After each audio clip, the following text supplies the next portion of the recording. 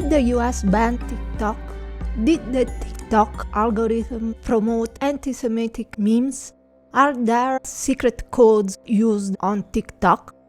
Howdy everyone, my imaginary friend, Dead Bunny, is going to bring this cyber story to you today.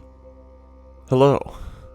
The lockdown has forced many of us to spend even more time than usual on our phones and computers, especially when it comes to kids and young adults, and apps like TikTok have exploded in popularity over the past few months. But behind dances and lip sync videos, the app hides a dark side and secret codes posted by young users. How can parents defend their kids from the app, and will TikTok be banned in 2020? Follow me in this investigation, and don't forget to like, subscribe, and share. The video sharing social networking service TikTok took the internet by storm, giving users a platform to showcase their creativity through a 15-second short video. Surpassing popular platforms like Facebook, Instagram, Snapchat, and YouTube, the app became the most downloaded app in the US back in September 2018. TikTok today is ranked at the 7th spot among the 10 most downloaded apps of the decade. TikTok was developed by ByteDance, a Chinese multinational internet technology company. At the end of 2019, the US Navy had banned TikTok from the government-issued mobile devices, calling it a cybersecurity threat.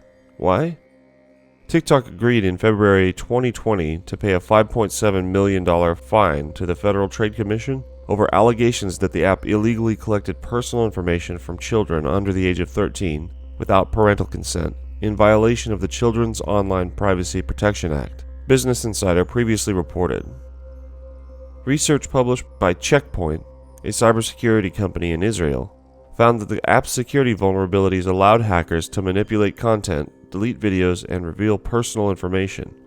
TikTok, like all Chinese companies, is subject to allowing access to company-held data to the Chinese government without exception.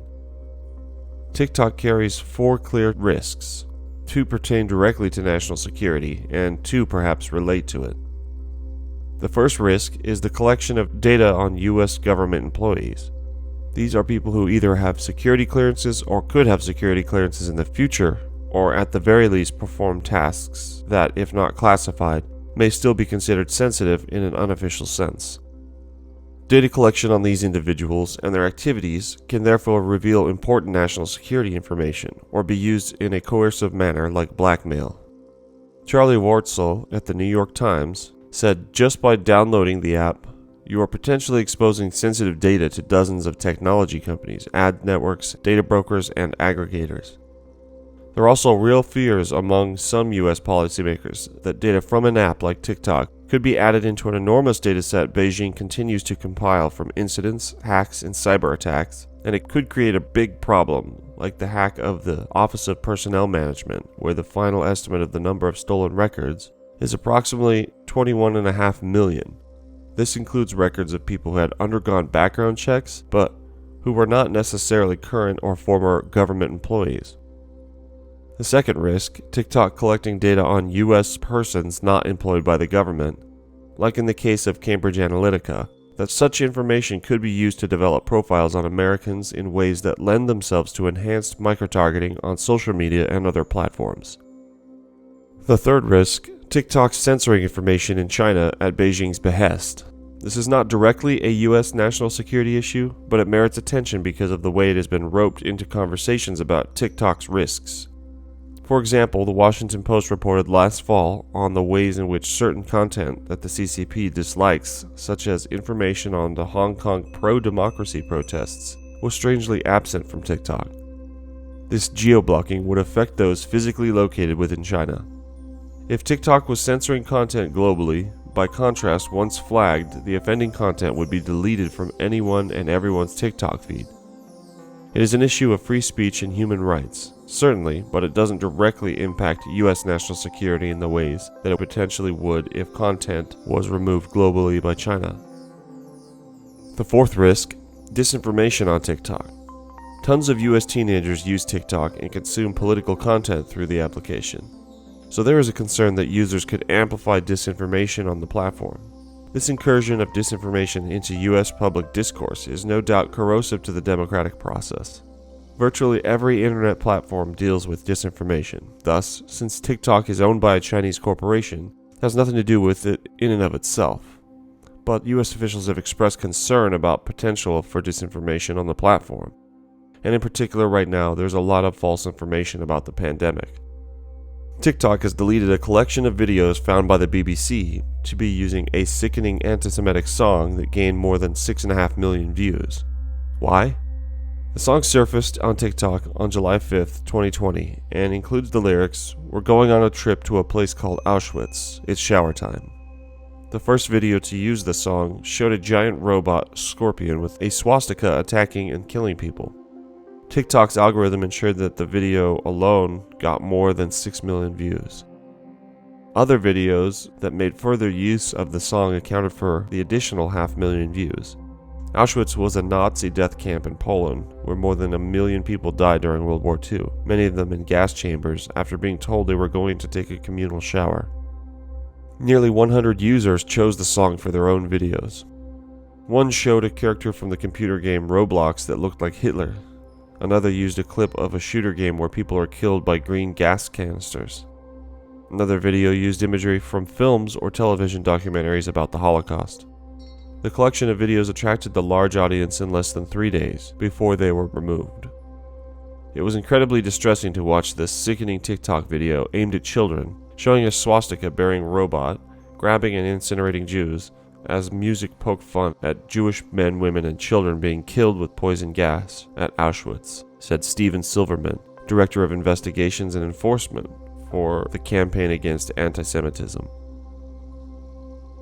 TikTok has a particular obligation to tackle this content fast because it specializes in delivering viral videos to children and young adults when they are most impressionable. And yet our research has shown that TikTok has become one of the fastest vectors for transmission of memes mocking the Holocaust. Some experts believe TikTok needs to do more to check the content of videos before promoting them to a wider audience. The user who posted the original video that started the meme appears to be a young teenager from the UK. He did not respond to requests for comment, and his account was still live at the time of this writing. He wrote on his profile that he had gained 12,000 new followers after posting the video. A very similar version of the video was uploaded to YouTube in 2015. It was posted on a small channel and gained 67,000 views in the nearly 5 years it was live. YouTube removed it after being contacted by the BBC. It's not clear where the song originated, but the imagery is from a computer game called Besiege that allows players to create custom siege weapons. If you are a parent, you need to know how you can defend your kids from the secret code that they use every day on TikTok.